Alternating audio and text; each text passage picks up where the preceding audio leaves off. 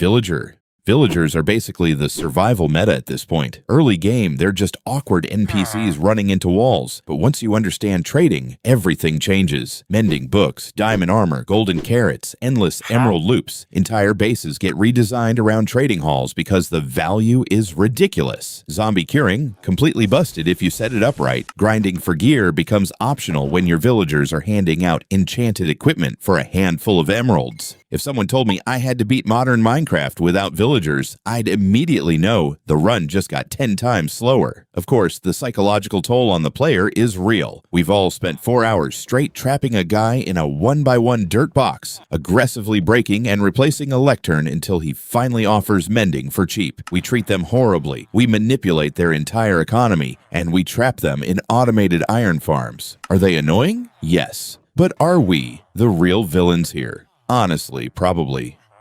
Vindicator. No magic, no arrows, no fancy mechanics, just an axe. And somehow, that's enough to make experienced players panic. These guys sprint straight at you and hit like a truck, especially on higher difficulties. Woodland mansions go from "this place looks cool" to "why is there another one?" in about 30 seconds because Vindicators keep charging out of random rooms. You don't really appreciate shields until one of these guys is already halfway across the hallway. One hit crunch, and your shield is completely disabled. Now you're standing there bare-chested while this absolute maniac raises his axe for a second swing. If you ever name one Johnny with a name tag, they just start butchering literally every living thing in sight. They don't have a tragic backstory. They just woke up and chose extreme violence. Trader Llama. Nobody buys half the stuff the wandering trader sells anyway, but those llamas somehow make the whole encounter better. You spot them from far away before you even notice the trader himself. Half the time I'm thinking, free leads. The trader is basically just carrying loot. Just don't accidentally punch the guy unless you're ready for war. The moment you misclick, those llamas turn into a double-barreled machine gun of spit. That annoying tooey sound will chase you across the plains. They look classy with their colorful carpets, but behind those big eyes is a cold, calculated urge to spit you to death.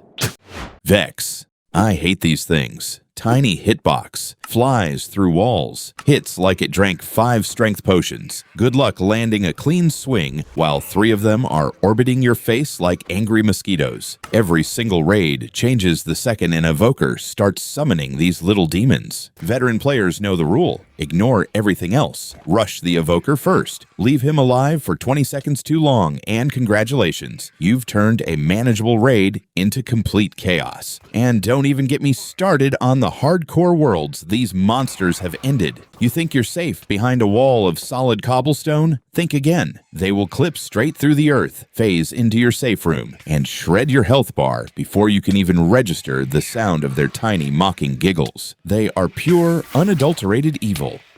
Turtle. Every time I find turtle eggs, I immediately start protecting them like they're part of the main quest. Zombies somehow become public enemy number 1 because they'll stomp those eggs without hesitation. Then the babies hatch. Then they all make that tiny run toward the ocean. Still one of the coolest little moments in the game. Honestly, later on you can grind scutes for a turtle shell, which actually has a real use, so it isn't just there to look cute. But let's talk about the absolute exhaustion of egg duty. You have to stand there for 3 straight in-game nights, holding a sword, glaring into the darkness, fighting off every phantom and zombie within a 5-mile radius because they have a personal vendetta against unborn reptiles. It turns a relaxing sandbox game into a high-stakes tower defense simulator. Stray. Skeletons were already annoying. Now imagine one that slows you every single time it lands a shot. Whoever thought that was balanced definitely enjoyed watching players crawl across snow while 3 more mobs join the fight. If I see a stray on top of a hill in a snowy biome, I'm not charging it. I'm finding a tree, hiding behind it, and cheesing the fight because getting chain hit by slowness is just asking for trouble. It's a total vibe killer. You're trying to appreciate the beautiful snowy peaks, and suddenly thwack, you move like you're walking through molasses. Those tattered frozen rags they wear look cool, sure, but the pure rage of being trapped in a slow-motion nightmare makes me want to burn down the entire ice biome. Tropical fish. Coral reefs are honestly one of the prettiest places in Minecraft, and tropical fish do a lot of the heavy lifting. There are so many color combinations that you can spend ages swimming around and keep spotting fish you've never paid attention to before. Do they help in combat? No. Do they help you beat the Ender Dragon? Also no. Do I still stop for 30 seconds to watch them swim around whenever I find a reef? Hell yeah. But trying to catch them? A total nightmare. You pull out a bucket, miss 3 times, accidentally drown yourself trying to click a tiny neon pixel, and when you finally get it, you accidentally right-click again and eat it. Or worse, you build this massive, beautiful aquarium, only to realize half of them glitched through the solid glass and suffocated on your living room floor.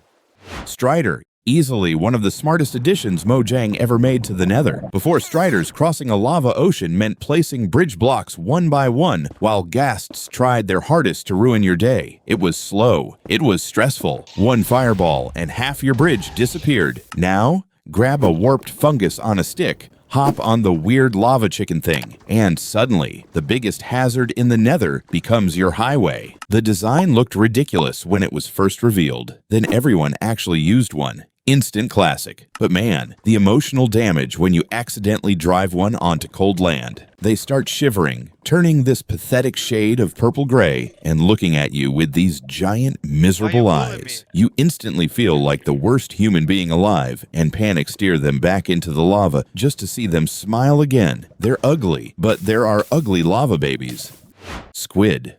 Honestly, squids are the definition of a mob you never think about until you install a texture pack or remove them with commands, and suddenly every river looks weird. They are just there, floating around, spinning for no reason, occasionally dropping ink sacs when you need black dye. They are basically background NPCs for the ocean, and somehow the game feels emptier without them. And let's not forget how completely brain dead their AI is. They will literally swim into a 1-block shallow stream, beach themselves on dry land, and suffocate while you just stand there shaking your head. It's stupid, it's glitchy, but honestly, Minecraft wouldn't be the same without these floating derp machines.